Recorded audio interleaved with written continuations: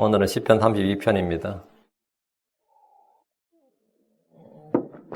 시편 32편 1절에 11절 말씀이고, 자백하면 용서받는다. 자백하면 용서받는다. 누구에게요? 주께 자백하면 이 말입니다. 시편 32편 5절 말씀 같이 읽겠습니다. 내가 주께 내 죄를 시인하고 내 불법을 숨기지 아니하며 또 이르기를 내 범법들을 주께 자백하라 하였더니 주께서 내 죄의 불법들을 용서하셨나이다. 셀라. 자 보면 내 죄를 시인하고 또 자백하리라. 주께 자백하리라. 주께 자백하면 주께 용서받습니다. 주께 자백하면 주께 용서받는다. 자백하면 용서받는다. 시편 32편은 다윗의 시, 마스길 이렇게 표제가 있죠. 다윗의 시, 마스길 이런 표제가 있는데 이 마스길 이런 표제가 붙은 시편이 총 시편이 150편 중에서 13편입니다. 다윗의 마스길, 아삽의 마스길, 에스라 사람 에단의 마스길 이렇게 다양한 마스길이 나오는데 이번 다윗의 마스길, 아삽의 마스길, 에단의 마스길, 누구의 마스길 이렇게 나오죠. 이 말은 뭐냐면 어떤 사람들은 그냥 히브리 음악이 한 곡조다 이렇게 생각을 했습니다. 근데 이게 마스길이라는 뜻 자체가 교훈이라는 뜻입니다. 그래서 다윗의 시 마스길 이 말은 다윗이 시로 지은, 다윗이 주는 교훈 이 말이에요. 아삽의 시 마스길 하면 아삽이 주는 교훈 이런 말이죠. 이 시편에서 다윗이 주는 교훈은 뭐냐? 시편 32편에서 다윗이 주는 교훈은 뭐냐면 이 죄 사함을 받는 자의 복. 죄를 짓는 건 사람이 짓고 그 죄를 짓는 자가 어떻게 죄사함을 받는가? 그 죄사함을 받는 자의 복이 무엇인가? 이게 그 죄를 용서받고 불법을 숨김받는 그 죄사함, 죄의 용서, 죄의 사면, 이 죄의 용서, 사면에 대한 복입니다.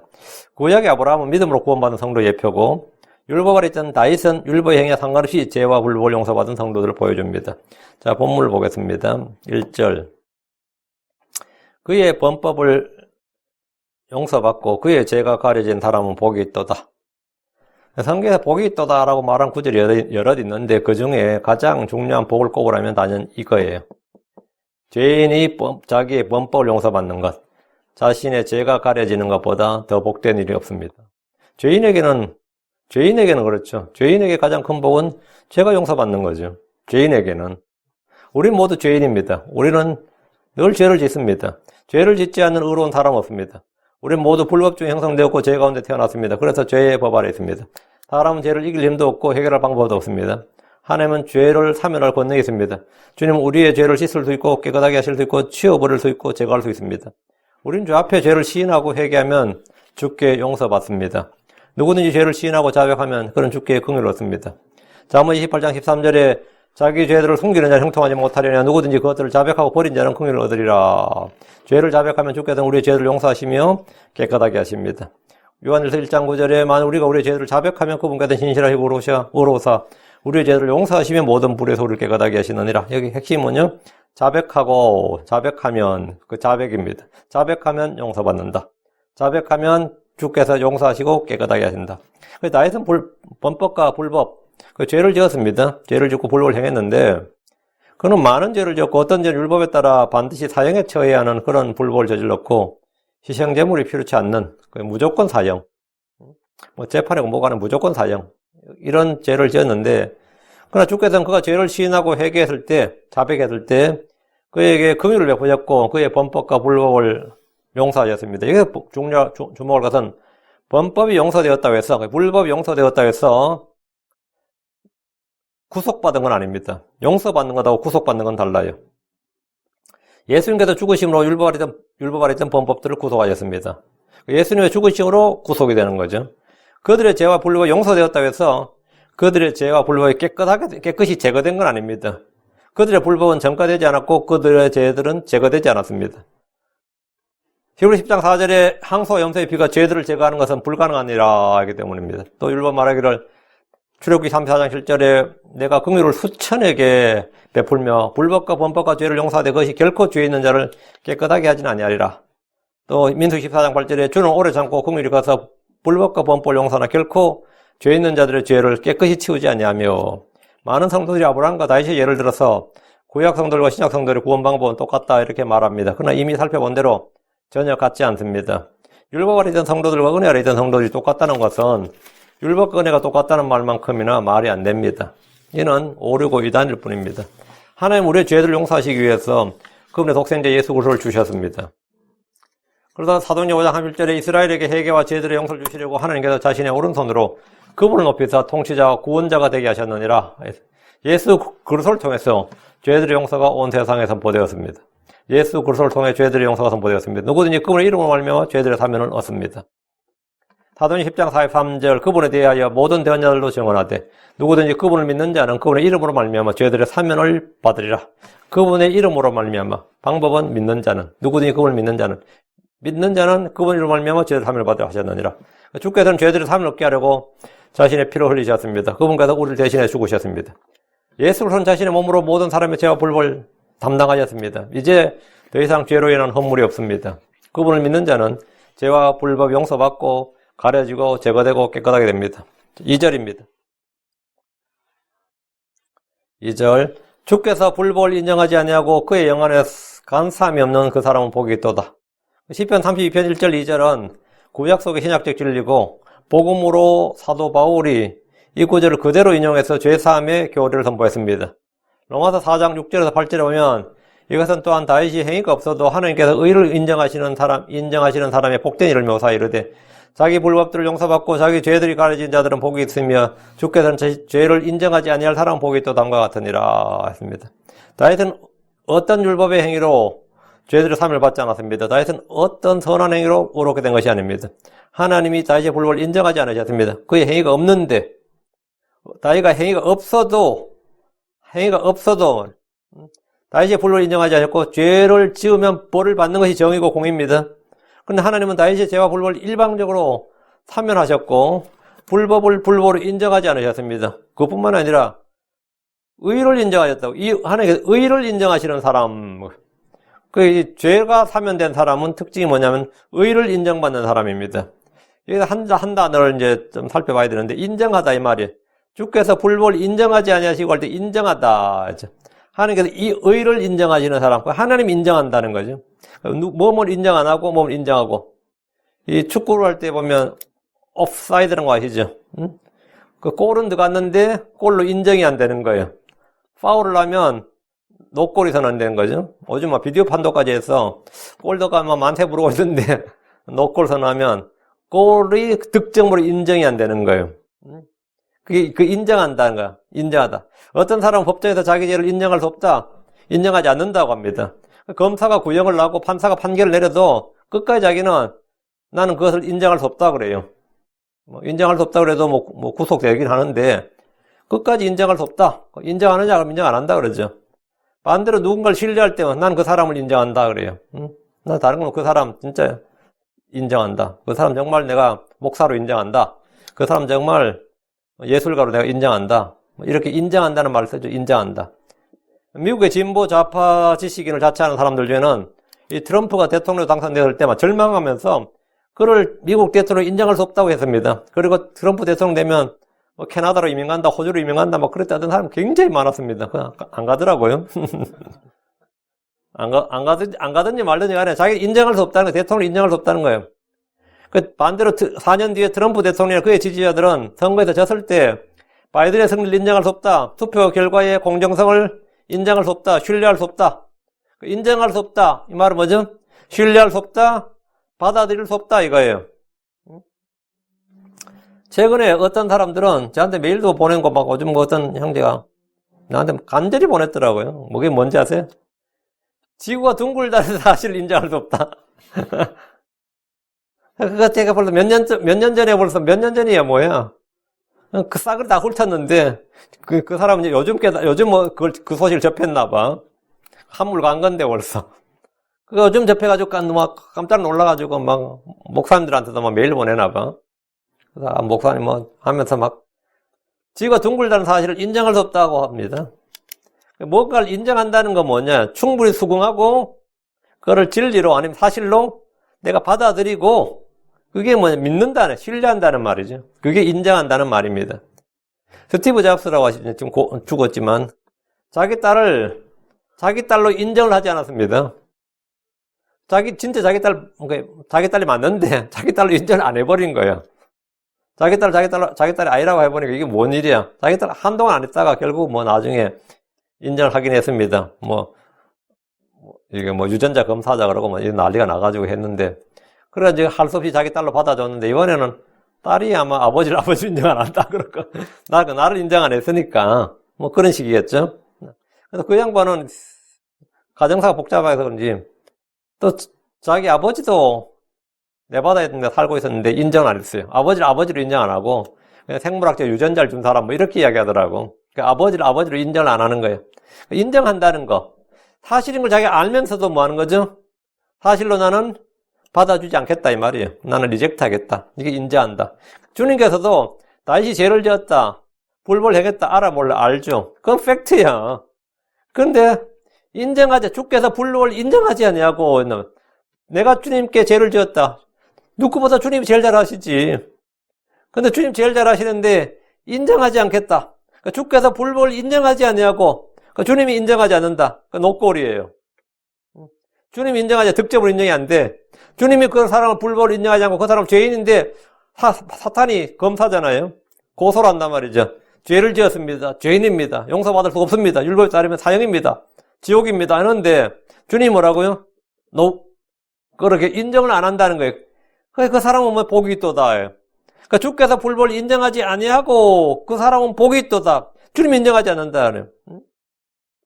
사실 우리가 사실이나 진리를 알면서도 인정하기 싫어서 인정하지 않는 자들이 있고, 거짓이라도 받아들이고 인정하고 싶어하는 이들도 있습니다. 거짓이만 받아들여. 저도 어떤 목사들은 목사인 건 내가 틀림없이 아는데 내가 목사로 인정을 안 해요. 저도 어떤 목사들은 목사로 인정을 안 하고 인정하지 않을 때가 있고, 어떤 크리스천들은 크리스천이라고 하는데 그 사람이 크리스천이라는 건 나도 아는데 도저히 성도요 형제로 인정하지 않는 경우가 있습니다. 인정한다는 말이 어떤 의미인지 알겠죠? 주께서 불법을 인정하지 아니하는 사람이 있고, 다윗이 행위가 없어도 하나님께서 의를 인정하시는 사람. 하나님께서 다윗이 의가 없는데 무슨 의를 인정하냐고. 근데 하나님께서 의를 인정한 사람, 의를 인정한다. 이거 뭐죠? 득점을 주는 거야. 골을 안 넣었는데 득점을 주고 시작하는 거야. 이런 불공정한 일이 있나? 하나님만큼 불공정한 일이 없다 이 말이지. 응? 죄를 지었고 불법을 지었는데 그걸 불법을 인정하지 않고 의를 향한 적이 없는데 지금 의를 인정하고 있단 말이지. 응? 그러니까 주께서 인정하시는 것과 인정하지 않는 것이 있습니다. 첫째, 주께서 율법이 올 때까지 죄를 죄로 인정하지 않으셨습니다. 아담부터 모세까지 말이야. 이 땅에 죄가 있었어요, 없었어요? 죄가 있었지. 당연히 죄가 있었습니다. 그런데 주께서 율법이 올 때까지 죄를 죄로 인정하지 않았습니다. 죄가 있었으니까 사망이 있었고 사람들이 다 죽었다고. 아담도 죽었고 아담의 후손 다 죽었어요. 근데 율법이 올 때까지 죄를 죄로 인정하지 않았다. 로마서 5장 13절에 율법이 올 때까지 죄가 세상에 있었으나, 죄는 세상에 있었으니까 팩트예요. 그건 진리라고. 율법이 없을 때에는 죄를 죄로 인정하지 아니하였느니라. 죄를 죄로 인정하지 않았다고요. 왜? 율법을 어긴 죄는 아닌 거예요. 죄는 맞는데 죄가 없으면 죄형 법정주의. 율법이 정죄한 그 죄는 아니다 이 말이지. 세상에는 죄가 있었지만 죄를 죄로 인정하지 않으셨습니다. 주님께서 인정하지 않은 첫 번째 이거고, 둘째, 주께서 아브라함의 믿음을 그에게 의로 인정하셨습니다. 야고보 2장 23절에 이 아브라함이 하나님을 믿으니 그것을 그에게 의로 인정하셨느니라 하시는 성경 기록이 성취되었고, 그는 하나님의 친구라 불렸느니라. 하나님께서 아브라함이 믿으니 그것을 그에게 의로 인정하셨다. 율법 이전에 아브라함은 아무런 행위가 없이 의롭게 되었습니다. 죄는 인정되지 않고, 죄는 죄로 인정하지 않고 그의 믿음은 의로 인정되었단 말이지. 주 하나님의 말씀을 믿었기 때문입니다. 하나님은 그의 믿음을 그에게 의로 인정하셨습니다. 로마 4장 22절에 그러므로 그분께서 그것을 그에게 의로 인정하셨느니라. 주께서 불법을 인정하지 않고 믿음을 그에게 의로 인정하셨다는 것은 아브라함이나 다윗에게만 해당되는 예외적인 특수한 경우가 아니라 믿는 우리를 위한 것입니다. 로마 4장 23절 24절에 그것을 그에게 의로 인정하셨다고 기록된 것은 이제 그만을 위한 것이 아니요 우리가 예수 우리 주를 죽은 자들로 살리신 분을 믿을진데 그것을 의로 인정받을 우리도 위한 것이니라. 이 부분은 진짜 이 로마서 강의를 좀 상세하게 들어야 되는데, 이건 그만을 위한 것이 아니다. 그것을 그의 의로 인정하셨다. 그것은 아브라함의 믿음을 아브라함 인정하셨고, 다윗에게 행위가 없어서 의로 인정하셨다. 그건 그만을 위한 것이 아니고, 우리가 예수 우리 주를 죽은 자들로 살리신 분을 믿을진데, 그 예수 그리스도의 부활하심, 그걸 믿을진데 말이에요. 그것을 의로 인정받을 우리도 위한 것이니라. 우리를 위한 것이다, 이게. 예. 대체, 주께서는 이스라엘을 그분의 특별한 백성으로 인정하셨습니다. 신명기 26의 18절에 주께서도 내게 약속하신 대로 이날 너를 특별한 백성으로 인정하시고 또 내가 자신의 모든 명령을 지킬 것을 확언하셨은즉 특별한 백성으로 인정하셨다. 하나님 인정하신 백성이다 말이에요. 다음 넷째, 주께서는 다윗의 죄와 불법을 인정하지 않으셨습니다. 인정하신 것이 있고 이걸 인정 안 했다 이거예요. 주께서는 그의 불법을 용서하셨고 그의 죄를 가리셨을 뿐 아니라 아예 죄와 불법을 인정하지 않으셨습니다. 그러면 죄와 불법이 있는데 그걸 무효화했다, 사면했다 이 말이에요.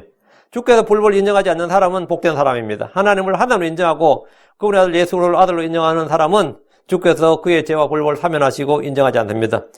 여러분의 범법, 불법은 완전히 해결되었습니까? 자기 죄를 인정하십시오. 십자가에 못 박힌 예수님의 주요 그리스도이심을 인정하십시오. 그분의 죽은 자들로서 부활하신 걸 인정하십시오. 하나님께서 인정하라고 하는 걸 인정하게 되면 인정해야 될 거, 우리가 인정할 걸 인정하는 거예요. 그분이 행하신 일을 인정하고 그분의 말씀이 진리임을 인정하십시오. 그런 사람들을 주님은 그분의 특별한 백성, 그분의 아들들로 인정하시고 그들의 죄와 불법을 인정하지 않으십니다. 그리고 그들의 의를 인정하신다. 그들을 의롭다고 인정하신다는 겁니다. 하나님이 의롭다고 인정하신다. 하나님께서 인정하신다. 이게 득점하는 거예요. 다시 2절입니다. 그의 영안에 간사함이 없는 그 사람은 복이 있도다. 그의 영안에 간사함이 없는 그 사람 복이 있도다. 하나님께서 인정하라고 안정 안 하고 그게 왜 그렇게 중요한가? 하나님이 절대 주권자이기 때문입니다. 하나님이 절대 주권제. 이건 이제 이 조선에도 이런 법이 있었어요. 조선은 왕권이 굉장히 약했죠. 왕권이 약해가지고 이 사대부나 밑에 신하들이 막 상소도 올리고 뭐 하면 뭘 못하는 거예요. 하고 싶은 일이 있어도.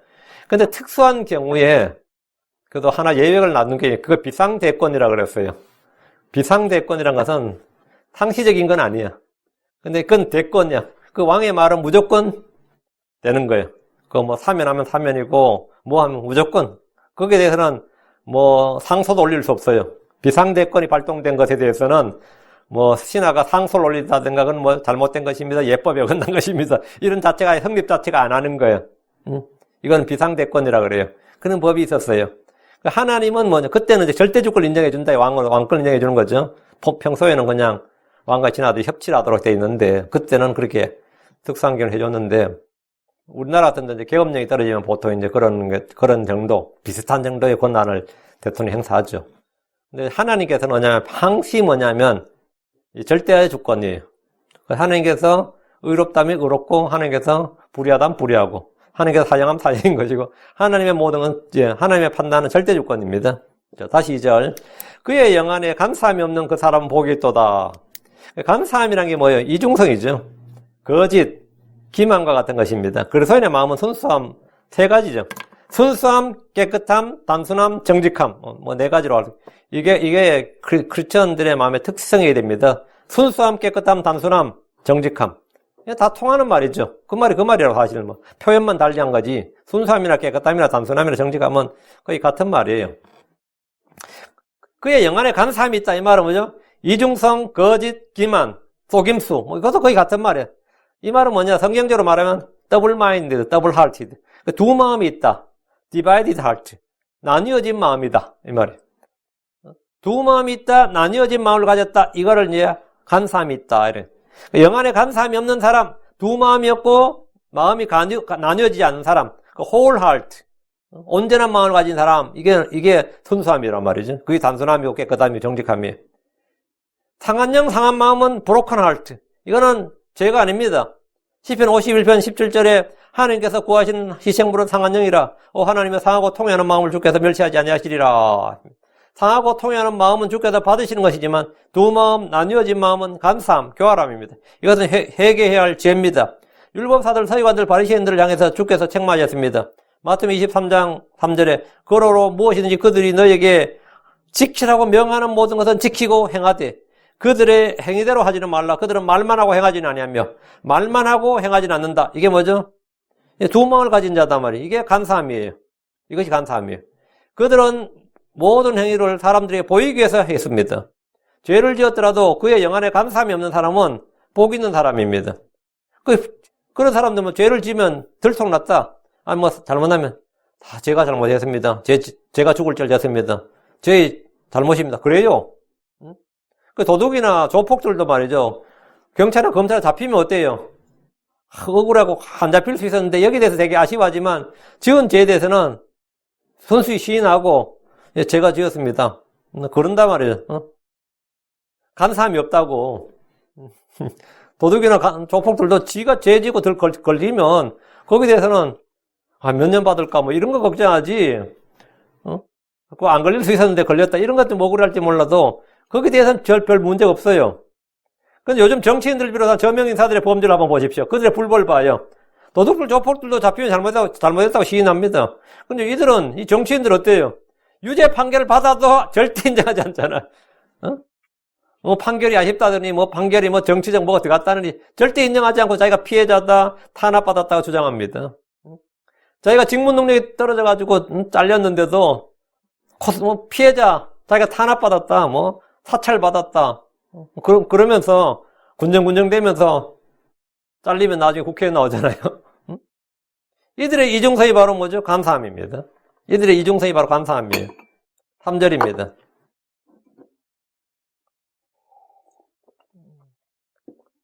내가 잠잠할 때 종을 트럭 신음하였으므로 내 뼈가 쉬하였나이다. 내가 잠잠할 때 이 말은 죄를 시인하지 않고 회개하지 않았을 때를 말합니다.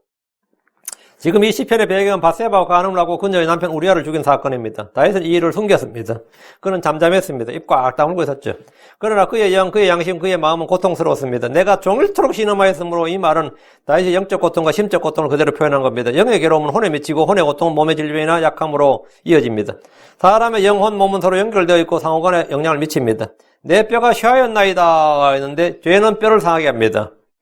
시기는 뼈를 썩게 합니다. 상한 영은 뼈를 말립니다. 그래서 가장 뼈에 안 좋은 게 뭐라고? 죄, 시기, 상한 영이에요. 좋은 속식은 뼈를 기름지게 합니다. 주의 인도하심과 성령의 인도하심을 받으면 성도들의 뼈는 기름지게 됩니다. 이사야 58장 11절에 또 주가 너를 항상 인도하여 가뭄 속에서도 내 혼을 만족시키시며 내 뼈를 기름지게 하리니 너는 물된 동산 같겠고 물이 끊어지지 아니하는 물샘 같으리라. 그래서 성령으로 충만하고 주의 은혜로 충만하면 혼이 만족하고 그건 이제 정신적인 거죠.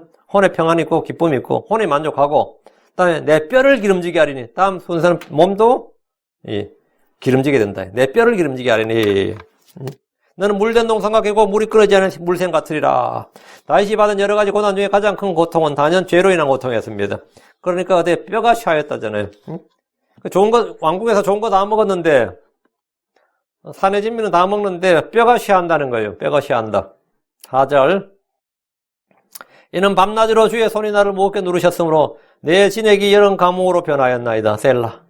다윗이 죄를 숨긴 채 주 앞에 회개하지 않았을 때 그는 극심한 고통을 신음했고 뼈가 쉬할 정도, 뼈가 상할 정도, 뼈가 마를 정도였습니다.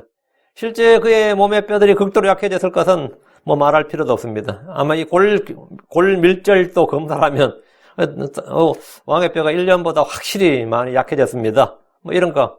철분과 인분이 다 빠져나간 것 같습니다. 뭐 이런 진단을 받을 만한 이런 위기의 상황이었어요. 뼈가 그만큼 약해졌다고. 근데 다윗은 의사가 뭐라고 하기 전에 자신이 지금 겪는 고통의 원인을 알았습니다. 내가 왜 약해졌고, 내 마음 왜 이렇게 메말랐고, 왜 이게 이 정신건강이나 내 몸이 왜 이런지를 다윗은 알았어요. 이는 밤낮으로 주의 손이 나를 무겁게 누르셨으므로 이 말대로 주의 징계, 주의 심판이었습니다. 주께서는 죄를 짓고도 회개하지 않는 다윗을 징계하셨습니다. 히브리서 10장 6절에 주께서 사랑하시는 자를 친히 징계하시고 자신이 받아들인 아들마다 채찍질 하셨느니라. 이 말씀대로 주님은 다윗을 징계하시고 채찍질 하셨습니다. 죄를 짓고도 아무런 아픔이나 슬픔이나 고통이 없다면 그는 주께서 사랑하시는 자, 주께서 받아들이시는 아들이 아닙니다. 그는 사생하고 버림받은 자입니다. 잠언 3장 11, 12절 내 아들아 주의 징계를 멸시하지 말며 그분께서 바로잡아 주신 것이 실증을 내지 말라. 아버지가 자기가 기뻐하는 아들을 바로잡아 주는 것 같이 주께서 자신이 사랑한 자를 바로잡아 주시느니라. 하나님은 다윗을 징계하셨고 채찍질하셨습니다. 성경 말합니다. 신명기 8장 5절 또 너는 사람이 자기 아들을 징계하듯 주 내 하나님께서 너를 징계하심을 마음속 깊이 생각할지니라. 주께서 그분의 아들을 징계하실 것을 분명히 말씀하셨습니다. 사무엘하 7장 14절에 나는 그의 아버지가 되고 그는 내 아들이 되리니 만일 그가 불법을 행하면 내가 사람들의 막대기와 사람들의 자녀들의 채찍으로 그를 징계하리라. 다윗은 하나님의 징계로 내 진액이 여름 가뭄으로 변하였나이다 셀라라고 했습니다. 진액이란 몸의 체액과 수분이 다 고갈되고 한국 사람들은 이제 이런 표현을 입이 타들어간다, 입이 바짝바짝 마른다, 혀가 바싹 마른다 이런 말을 쓰죠. 근데 실제로 그래요. 이 스트레스를 많이 받고 고통스러우면 정말 입에 수분이 막 말라요. 어떤 분은 온몸에 이 수분이 마른다잖아요. 온몸에 수분이 다 말라. 혀에 침샘이 마르고 눈물샘이 마르고 기본이에요. 피부도 드라이해지고 그 병원 가면 네 몸에 수분이 지금 마른다 그러는 진짜. 마음의 고통이 몸의 고통을 동반한 좋은 예입니다. 실제로 사람은 극심한 심적 고통에 짓눌릴 때 혼의 고통, 마음의 고통, 하여튼 영의 고통에 짓눌리면 당연히 몸이 알아서 반응합니다. 몸에도 변화가 일어나는데 다양한 변화가 일어나요. 다양한. 그게 질병일 수도 있고 약함일 수도 있고 뭐 별의별 저걸로 많이 일어납니다. 그게 단순한 바이러스 문제가 아니다 이 말입니다. 5절 내가 주께 내 죄를 시인하고 내 불법을 숨기지 아니하였나이다. 내가 말하길 내가 범법들을 주께 자백하리라. 이에 주께서 내 죄의 불법을 용서하셨나이다 셀라. 내가 주께 내 죄를 시인하고 회개와 죄 사면 사면의 시작이 회개와 사면의 시작이 뭐냐? 죄를 시인하는 겁니다. 누구에게? 주께. 내가 주께 내 죄를 시인하고 내 불법을 숨기지 아니하였나이다. 이게 사면의 시작입니다. 용서의 시작, 긍휼을 느끼기 시작하는 거예요. 죄인이 자기 죄를 시인하고 인정할 때 비로소 그는 주님 앞에 회개할 수 있습니다. 다윗은 죄를 짓고도 숨겼습니다. 어떤 이는 죄를 짓지 않았다, 죄가 아니었다고 부인합니다. 어떤 사람은 변명합니다. 어떤 사람은 남의 탓을 합니다. 그런 것은 회개에, 죄의 사면에, 긍휼을 입는데 아무런 도움이 되지 않습니다. 죄를 인정하고 자신의 죄인됨을 인정해야 됩니다. 예레미야 3장 13절에 오직 내 불법 곧 내가 주 내 하나님에게 범법하고 내 길들을 뿔뿔이 흩어 모든 푸른 나무 밑에 있는 타국인들에게로 가며 너희가 내 목소리에 순종하지 아니한 것을 인정하라. 주가 말하노라. 주님이 하신 말씀이 뭐라고요? 네가 한 짓을 인정하라. 이스라엘 인정을 안 하는 거예요. 인정 안 하는 거예요. 이건 종교의 자유다, 사상의 자유다, 이렇게 생각하지 죄로 인정을 안 하는 거죠. 요즘 사람들 죄를 죄로 인정 안 합니다. 죄를 죄로 생각할 줄 몰라요. 죄가 뭔지를 모른다고. 그러니까 주께서 인정하라 하셨습니다. 죄를 인정하지 않으면 주께서는 그를 상대하지 않으시겠다고 하셨습니다. 호세아 5장 15절에 그들이 자기들의 범죄를 인정하고 내 얼굴을 구할 때까지 내가 가서 내 처소로 돌아가리라. 그들이 자기들의 고난 중에서 날 일찍 찾으리라. 자기들의 범죄를 인정하고 내 얼굴을 구할 때까지. 범죄를 인정하고 내 얼굴을 구한다는 거죠. 회개의 기도를 드리고 주를 찾는다는 거죠. 죄를 인정하고 주를 찾아야 돼요. 다윗이 죄를 시인하고 그가 행한 불법을 주께 숨기지 않았습니다. 다 시인하고 자백했다. 한번 죄를 시인하고 고백했다는 말입니다. 다시 5절 내가 말하기를 내가 범법들을 주께 자백하리라. 위대한 결단입니다. 잘한 일, 죄인들이 가장 잘한 일, 죄인들이 할 수 있는 가장 중요한 일, 가장 잘한 일이 이겁니다. 사람이 할 수 있는 일이 가장 좋은 일이에요. 이것은 영의 고통, 양심의 고통, 심적 고통과 몸이 아픈 고통을 다 겪은 후에 나온 말입니다. 내가 내 범법들을 주께 자백하리라 했는데 다윗은 주께 죄를 자백하라고 결단하고 행했습니다. 그는 주 앞에 죄를 숨길 수 없고 숨길수록 자기 혼에, 자기 몸에 손해고 고통일 뿐임을 알았습니다. 율법이 이르기를 레위기 5장 5절에 이 일들 중 하나의 유죄가 되면 그는 자기가 그 일에서 죄를 지었다고 자백할 것이며 했습니다. 자백은 주의 명령입니다. 죄를 자백하고 버린 자는 긍휼을 얻습니다. 사무엘 28장 13절에 자기 죄들을 숨긴 자는 형통하지 못하려니와 누구든지 그것들을 자백하고 버린 자는 긍휼을 얻으리라. 유대인들은 회개의 침례를 받았을 때 그들의 죄를 자백했습니다. 자백 없는 회개가 없다는 겁니다. 5절에 이에 주께서 내 죄의 불법을 용서하셨나이다 셀라. 다윗이 자백하자 주께서는 다윗의 죄와 불법을 용서하셨습니다. 이것은 율법 아래서는 없는 일이었습니다. 이는 다윗에게 허락된 확실한 긍휼이었습니다. 하나님께서 다윗에게 이런 긍휼을 허락하신 것은 이후에 주 예수를 믿는 우리에게 이 긍휼을 베푸시겠다는 겁니다. 요한일 1장 9절 만일 우리가 우리의 죄를 자백하면 그분께서 신실하시고 의로우사 우리의 죄를 용서하시면 모든 불의 소리를 깨끗하게 하시느니라. 죄들을 자백하시면 뭐라고요? 우리가 우리의 죄를 자백하면 그분께서는 용서하신다. 깨끗하게 한다. 자백하면 용서하고 깨끗하게 하신다. 그러니까 죄를 우리는 안 지을 수가 없는데 지은 죄를 해결하는 방법은 쉬워요. 주께 자백하면 된다. 주께 자백하면. 구약의 다윗을 통해서 주님은 신약 성도들에게 이 죄사함의 위대한 교리를 보여주고 있습니다. 율법 안에서 희생물 드린 것이 아니라 자백과 회개를 통해서 다윗은 죄 용서를 받았습니다. 뿐만 아니라 그는 의롭게 의를 인정받았습니다. 6절입니다. 다윗에게 베푼 확실한 긍휼이죠, 이게. 이런 까닭으로 경건한 모든 자는 주를 만날 수 있을 때 주께 기도하리니 확실히 큰 물들의 홍수 속에서도 그것들이 그에게 가까이 오지 못하리이다. 여기서 사용된 경건한이란 단어죠. 가들리란 단어. 이 말은 히브리어로 하시드란 단어예요. 하시드. 친절한, 부드러운, 경건한, 충실한 이런 뜻입니다. 개역과 한킹에서는 경건이라고 번역했고 흠정료에서는 하나님의 뜻대로 또는 하나님을 따르는 이런 식으로 번역해요. 왜? 가시란 말이 들어갔다 이거지. 그 가시란 말이 들어갔다는 이유로 하나님을 넣어서 하나님의 뜻대로 하나님을 따르는 이렇게 했는데 그 말이 원어에 그런 뜻이 없어요. 이 하시드란 단어에는 그런 뜻이 전혀 없습니다. 우리는 물론 원어를 숭상하지 않으니까 원어는 없어도 킹잼성을 따른다. 킹잼성에 가시 있지 않느냐 이제 이래서 하나님의 뜻대로 하나를 넣어서 하나님의 뜻대로인데 소문자 가스는 하나님이 아닙니다. 이게 만약 하나님 뜻대로라든지 하나님을 따르는 보려면 킹잼성계 이게 지가 대문자로 되어 있었겠죠. 당연히 대문자로 되어 있었겠지. 언제 소문자 가시 언제 하나님 된 적이 없단 말이지. 근데 이게 지금 이게 언제부터 이게 바뀌어서 이렇게 바뀌었는데 이건 원어에도 없고 영어에도 이런 단어가 뜻이 아니에요.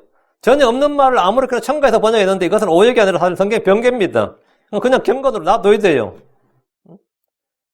만약 흠정역 번역대로라면 킹잼 성경 대문자로 가들이 이렇게 했을 겁니다. 소문자 가들 하나로 생각한 발상에 놀랐고 걸핏하면 원어가 어쩌고 하는 분들이 원어를 전혀 참조하지 않았던 것도 놀랐고 제가 인터넷으로 해서 그냥 스트롱 콩고던서 말고 아예 제가 오늘 히브리 사전을 찾아봤어요. 이거 이스라엘 국어 사전이지. 그게 보니까 이게 딱 단어 뜻이 친절한, 부드러운, 경건한, 충실한이에요. 전혀 하나님의 뜻이 없어요. 가스를 살려서 번역하겠다. 자기는 나는 킹제임스 유일주의이기 때문에 가시란 단어를 살려서 번역하려면 신적인 신의 뜻대로가 차라리 낫지. 응? 근데 그 신적인 신의 뜻대로 하지 못할 거 아니에요, 설마.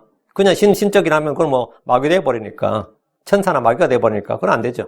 그냥 본문은 그냥 경건한 한 게 낫습니다. 이거는 원어적이나 킹제임스 의미나 정확히 맞아요.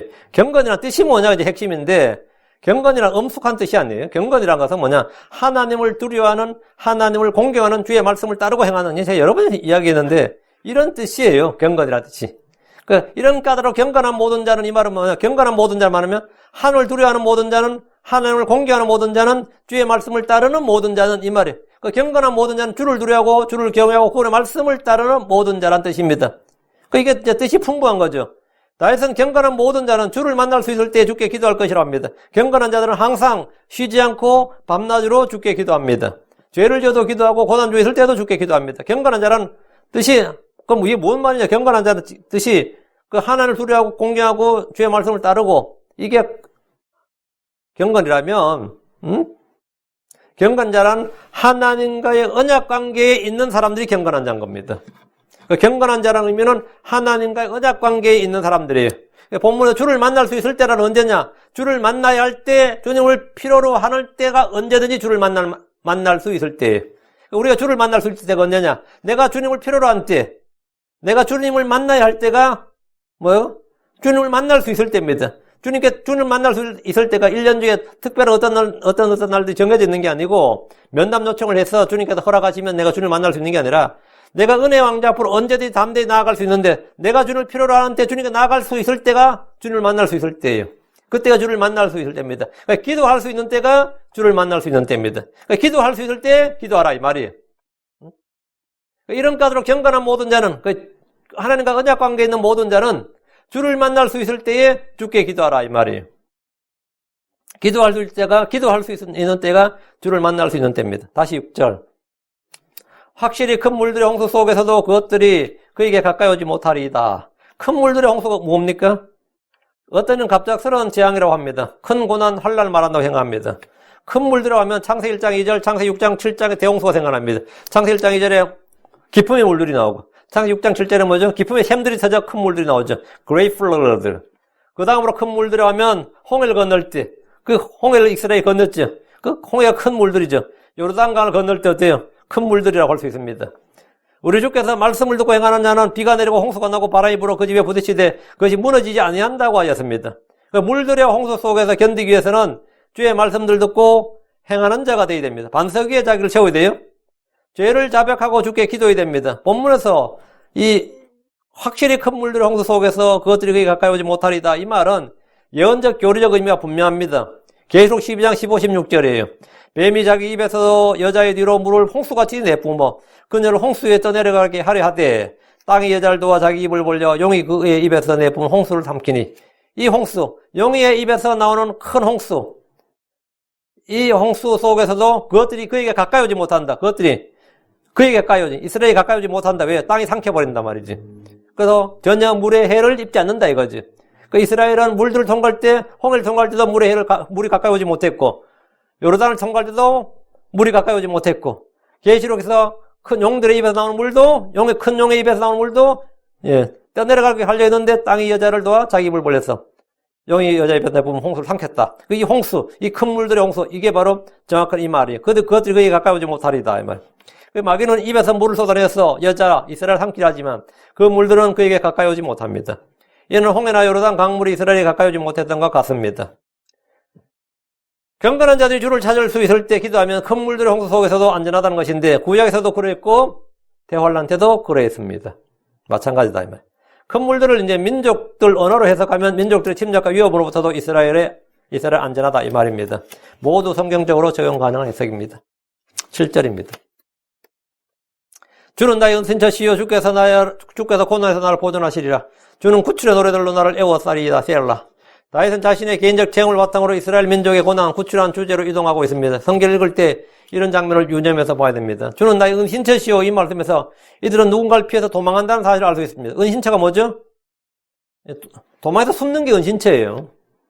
쉘터잖아요. 숨는 곳이라고. 내가 그럼 성도가 도망자가 되어야 되느냐면 승리자, 정복자는 은신처를 필요하지 않습니다.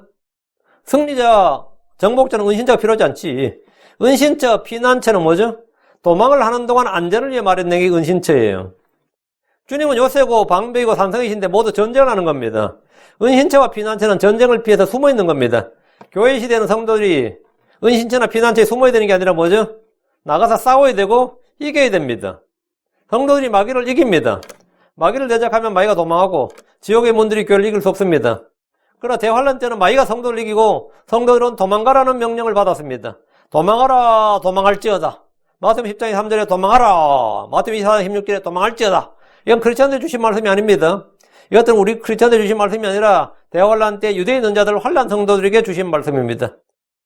이사야 40장 5절 6절에 또 주께서 시온산의 모든 거처와 그녀의 집회들 위에 낮에는 구름과 연기를 창조하시고 밤에는 타오르는 불빛을 창조하시니 모든 영광 위에 방백이 있으리라. 또 장막이 있어서 낮에는 열기를 피하는 그늘이 되며 폭풍의 비를 피하는 피난처와 은신처가 되리라. 여러분 피난처와 은신처가 된다는 거예요. 주 하나님의 초자연적인 보호를 언급하고 있는데 이것은 재림의 문맥입니다. 에돔의 페트라는 환란 성도들의 피난처입니다. 천년왕국에서 예루살렘은 성도들의 피난처입니다. 그럼 천년왕국에서 예루살렘을 공격하는 적들 원수들은 누굽니까? 원수들이 있습니다. 계시록 20장 7절 9절 하죠. 천년 동안 갇혀있다가 풀려난 마귀와 곡과 마곡을 비롯한 민족들.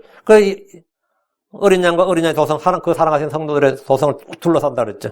그러니까 주님은 어느 시대나 고난에서 성도들을 구출하시고 보존하십니다.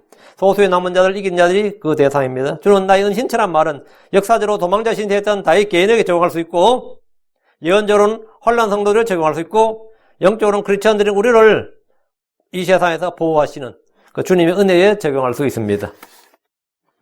다시 7절입니다. 주는 구출의 노래들로 나를 애워싸시리다. 셀라. 구출의 노래들로 나를 애워싼다. 이게 뭔가 같아. 구출의 노래들로 나를 애워싼다. 구출의 노래들이란 이 말은 구원의 승리를 노래한 것으로 홍해를 건넌 후에 이스라엘이 불렀던 노래. 전쟁에서 승리한 후에 이스라엘이 부르던 노래가 구출의 노래입니다. 하나님께서 우리를 구출해 주셨다. 구원해 주셨다. 승리를 주셨음을 환호하고 기뻐하는 겁니다. 주께서 구출의 노래들로 나를 애워싸신다면 승리의 함성과 기쁨을 누리게 하셨다 이 말입니다. 그리고 온통 그 함성 속에 내가 있다는 거예요. 한국에 이런 적이 있었어요. 이런 체험, 승리의 함성, 기쁨의 함성 속에 내가 완전히 둘러싸여 있었던 적이 있었나요? 그러니까 주께서 구출의 노래들로 나를 애워 사신다면 승리함성 기쁨을 누리게 해주신다는 시적인 표현인데, 한국 사람들이 가장 최근에 누렸던 이게 뭐냐면 처음으로 월드컵 4강 진출했을 때였어요. 이 월드컵 4강에 진출하니까 TV를 켜도 뭐 필승 코리아 해대고 별지에 시끄러워. 응? 예선 통과에도 잘한 것이라 그러고 뭐 그랬거든요. 예선 통과에서 뭐 그때 상당히 비관적이었어요. 왜 그러냐면 그 당시 감독이 히딩크라는 사람이었는데 이 연습 게임을 하면 계속 5대0으로 지는 거야. 그래 별명이 5대0이었어요. 야, 저 실력으로는 예선 통과면 다행입니다. 막 이런 정도였어요. 근데 한국 유럽의 강호들 꺾으면서 16강 통과, 8강 통과, 4강 통과할 때 완전히 뒤집어졌지. 완전히 나라가 뒤집어졌어요. 서울과 대한민국과 심지어 교포사회 한국 교민들까지 막 승리의 기쁨과 함성으로 둘러싸였습니다. 그때 서울은 월드컵이 끝날 때까지 대한민국 필승 코리아고 난리가 났는데 노래 울려 퍼졌는데 사람들이 그 승리의 함성 속에 둘러싸였다고. 이게 뭐냐면 이스라엘이 이 전쟁에서 이겼을 때 주는 구출의 노래들로 나를 애워 사시리다. 이게 바로 이거예요. 이 기쁨이 얼마나 크고 이 승리가 얼마나 큰지 이거는 모르드게 때 수산나 성에 있었던 사건이에요. 하나님께서 그들을 구출해 줘야 될 때 하만 죽이고 말이죠. 그 원수들 다 멸하고 그들이 구출 받아들 때 출애굽일 때 마찬가지고 구출들의 노래로 나를 애워 사시리다 말이죠. 그때 광기에 휘달렸지. 그래가지고 어디서나 막 들려오고 뭐 구출의 노래들로 나를 애워 사시리다 된 거지. 그때 승리의 노래들로. 요즘 저는 베트남이 축구하는지도 몰랐는데 동남아시아 축구 2연패를 했대요. 우리가 그건 모르죠. 박항서랑 감독 때문에 알게 됐는데 하여튼 박항서 때문에 한국 뉴스에 막 나온 거예요. 작년에도 우승하고 올해도 우승했다네. 그래 인도네시아가 태국이 보통 우승했나 봐. 그쪽에서는 태국이나 인도네시아가 큰 나라니까요. 근데 느닷없이 베트남이 작년에 우승하고 올해도 또 우승했는데 어떻게 됐겠어요? 온 나라가 광란에 휩싸였다는 거예요. 유튜브로 보면 완전 가관입니다. 온 나라가 광란에 휩싸여가지고 막 거기 사람들은 인구가 많고 길은 좁으니까 자전거 아니면 오토바이를 많이 타는데 막 오토바이 경적을 막 계속 울리면서 가고 나라가 시끄러운 거죠. 한마디로. 온 나라가 시끄럽다는 거죠. 이게 뭐죠? 예. 승리의 기쁨으로 그들을 애워 싼 거지. 월드컵 우승을 한 나라들 그 도시들 비춰주거든요. FIFA에서 비춰주고요. 예를 들어 뭐 스페인 우승했다 그러면 스페인 한동안은 그거 뒤집어지고 브라질 우승하면 브라질 나라가 뒤집어져요. 뭐 한국이 만약 우승하면 한번 국경으로 정할지 몰라요. 그들은 밤새 기쁨의 노래 함성을 부르면서 거기에 힘막 휩싸여요. 모르드게 시절에 이스라엘의 원수 하만이 죽고 온 민족이 구원받았을 때 그들의 도시에는 큰 기쁨이 넘쳤는데 이런 기쁨, 승리, 구출이 대환란 때 다시 한번 재현된다 이 말입니다. 주님께서 구출의 노래로 나를 애워 사시다 이 말은 우리에게 그런 구출 승리를 주셨어. 그 큰 기쁨, 승리의 기쁨을 온 민족이 누리게 하신다 이 말이에요.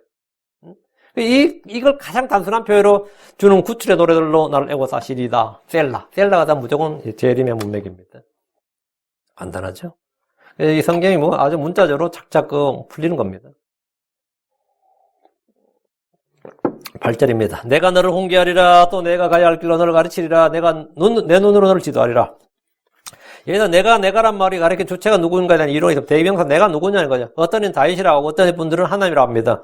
하나님이 다윗을 홍계하고 가르치고 지도한다고 보면 회개한 죄인에게 베푸신 은혜입니다. 왕으로서 목자 다윗이 백성들과 죄인들을 가르친다고 하면 주께서 받은 말씀을 가지고 가르치는 것인 거로 이 역시 주의 홍계, 주의 가르침입니다. 그 다윗이 가르친다 하더라도 내가 너를 홍계하리라 하더라도 그건 주님의 법, 주의 말씀으로 가르치는 거니까 주님이 가르치신 주의 가르침인 거죠. 그 주님으로 이걸 해석하고 주께서 우리를 홍계하시고 가야 할 길로 가르치시고 지도하십니다. 주님은 자신의 종, 대언자들, 사도들, 목자, 성령 교사들을 통해서 일을 하시며 성령을 통해서 사람들한테 직접 일하시기도 합니다. 자, 9절. 너희는 말같이 또는 오새같이 되지 말지어다. 그들은 지각이 없느니라. 그들의 입은 반드시 재갈과 굴레를 씌워야 하나니 그렇지 않으면 그것들이 내게 가까이 오지 아니하리라.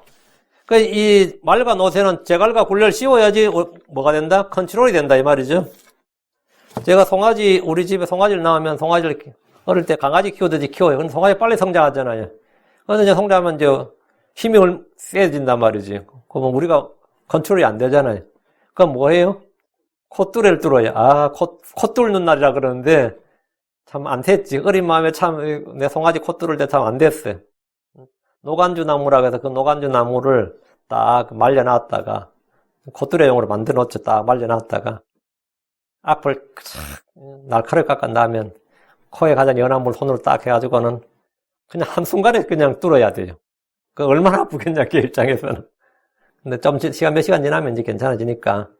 근데 그러면 이제 그때 콧뚜레가 딱 뚫린 순간부터 뭐 되는 거죠? 어린아이도 끌고 다닐 수 있는 거예요. 콧뚜레 때문에.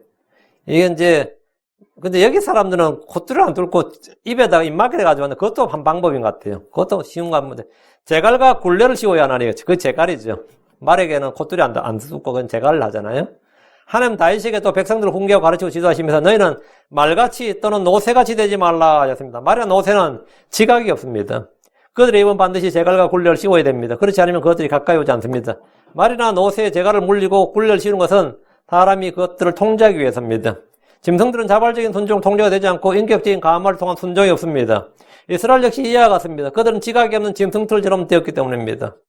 자, 26장 3절에 말에게는 채찍이요 나에게는 제갈이며 어리석은 자에게는 해초리니라.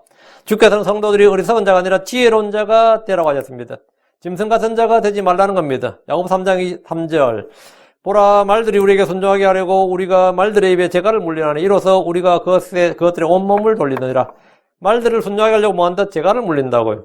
제갈을 물리면 내가 끌고 오면 끌고 올 수 있고 묶어놓으면 묶어 놓을 수 있고, 말들을 제갈을 물려야, 말들은 제갈을 물려 온몸을 제어할 수 있습니다. 마찬가지로 이스라엘도 그랬다는 겁니다.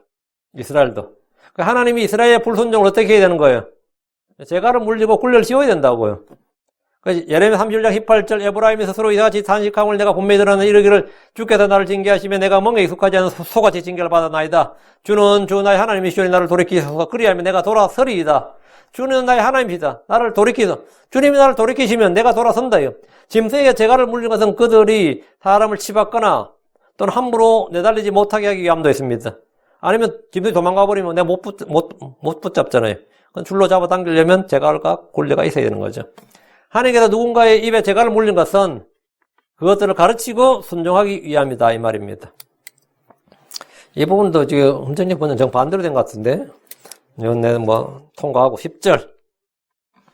사악한 자에게는 많은 고통이 있으리라. 그러나 주를 신뢰하는 그에게는 긍휼히 그를 에워싸리라. 얘도 고통이라고 번역된 말은 슬픔, 비통, 근심을 말하는 sorrow라는 단어인데 요즘 다 슬픔이라고 번역하죠. 슬픔. 그런데 이제 왜 이제 고통으로 번역했냐면 슬픔, 비통, 근심으로 유발되는 고통이기 때문에 그 고통으로 번역한 거예요. 그 이제 히브리어 원어에도 이제 이 고통이라는 의미가 더 강하고, 그 사악한 자에게는 많은 심적 고통, 영적 고통, 양심의 고통, 육체적 고통이 동반됩니다. 사악한 자에게는 많은 고통이 있을 것이란 말은 현세사에서 어울리지 않는 말 같습니다. 실로 사악한 자들이 성공하고 부자가 되고 유명하게 되고 권력자가 되고 형통가 되는 예가 너무나 많기 때문입니다. 여러분 지금도 보잖아요. 이 뻔뻔한 놈이, 죄 많이 짓는 놈이 승리자가 되는 것 같은 세상이잖아요, 지금은. 오히려 정직하고 의롭게 살면 되는 거죠. 바보가 되는 세상이라고요. 영적인 사람이 미치게 되는 세상. 지금 그런 세상이에요. 오히려 의인들에게는 고통이 있는 것이 현 세상입니다. 이 성경과 반대로. 사악한 자에게는 많은 고통이 있으리라. 그런데 정반대 같아요. 의인들에게는 많은 고통이 있으리라. 아니면 많은 고난이 있으리라. 이런 거란 말이죠. 본문이 말한 사악한 자에게 많은 고통이 있다는 것은 심판석을 말합니다. 사망의 고통, 지옥의 고통, 사악한 자들에게 주어지는 고통입니다. 대환란 때는 사악한 자들에게 문자 그대로 극심한 고통이 맙니다. 그들은 자살을 하려고 해도 죽음이 그들을 피하는 그런 고통, 죽음이 그들을 피하는 그런 고통입니다. 다시 10절. 그러나 주를 신뢰한 자야 신뢰한 그에게는 긍휼히 그를 에워싸리라. 긍휼히 에워싼다 이 말은 긍휼이 넘친다 이 말이. 에워싼다는 뜻은 넘친다는 말이에요. 긍휼이 그를 에워싸리라. 긍휼이 넘치라 이 말이에요. 주를 신뢰하는 자는 주의 긍휼이 그를 에워싼다는 것은 이 땅에서 성공과 부와 명예와 형통과 재물과 장수가 보장된다는 말이 아닙니다. 크리스천들이 간혹 이런 생각을 함으로써 기복주의나 현세주의, 은사주의 등에 빠지게 됩니다. 주께서 주시는 복은 지금 1절과 2절에 나온 대로 자기 범법을 용서받는 것, 자기 죄가 가려지는 것, 주께서 불법을 인정하지 않는 사람이 되는 것. 이게 바로 지금 성경에서 하는 가장 큰 복이에요. 죄인이 받는 가장 큰 복이고, 그러면 하나님께서 크신 긍휼, 다윗에게 베푼 확실한 긍휼을 우리에게 베푸셔서 주께서 불법을 인정하지 않는 사람, 주께서 그를 의롭다, 의로 인정하는 사람, 있게 되는 겁니다. 이게 성경이 말한 뭐냐? 복이지. 이게 주를 신뢰하는 그에게 긍휼이 그를 에워싸리라는 바로 이 복이라고요. 주를 신뢰하는 자는 모든 시대에 모두 이런 복을 받습니다. 주의 긍휼이 그를 에워 산다는 것은 다윗에게 베푼 확실한 긍휼이 믿는 사람들에게 동일하게 넘치도록 임한다 이 말입니다. 어떤 죄를 지어도 어떤 불법, 어떤 사악한 죄인도 다 용서받을 수 있고 구원받을 수 있습니다. 지금 이 시대에 주어진 가장 큰 복이에요. 11절 주를 기뻐하며 또 즐거워하라 너희 의로운 자들아 또 기쁘게 외칠지어다 너희 마음이 곧바른 모든 자들아. 주를 기뻐하며 또 즐거워하라 이 말씀은 성도를 준 하나님의 명령입니다. 우리가 기뻐해야 할 것은 무엇인지는 이미 많이 다루었는데 핵심은 기쁨의 대상은 주 하나님. 기쁨의 대상이 뭐다? 주 하나님이다. 기쁨의 근거도 주 하나님이에요. 우리 어떤 현실의 어떤 일로 우리가 이루어진 일로 기뻐하는 게 아니라 주 하나님이 주를 기뻐하며 즐거워하라. 주를 기뻐하며 또 즐거워하라. 주를 기뻐하고 주를 즐거워하라 이 말이에요. 기쁨의 시각은 어디죠? 항상 기뻐하라. 너희 의로운 자들아 또 기쁘게 외칠지어다. 크리스천들은 의로운 자들입니다. 너희 의로운 자들은 너희 마음이 곧바른 모든 자들아. 뒤에 이래 돼. 너희 의로운 자들아 또 기쁘게 외칠지어다. 너희 마음이 곧바른 모든 자들아 했는데 너희 의로운 자들이 뒤에 설명이 됐죠. 너희 마음이 곧바른 모든 자들아. 마음이 곧바른 자. 예, 마음이 곧바른 자가 의로운 자입니다. 마음이 곧바른 자, 의로운 자는 동격 같은 말입니다. 표현만 달리한 거죠. 이거들은 기뻐하며 외치라. 기뻐하며 즐거워하라. 기쁘게 외칠지어다. 그것은 우리의 찬양을 말합니다. 성들이 주께 찬양하는 걸 말해요. 오늘은, 자백하면, 용서받는다. 주께 자백하면 주께 용서받는다.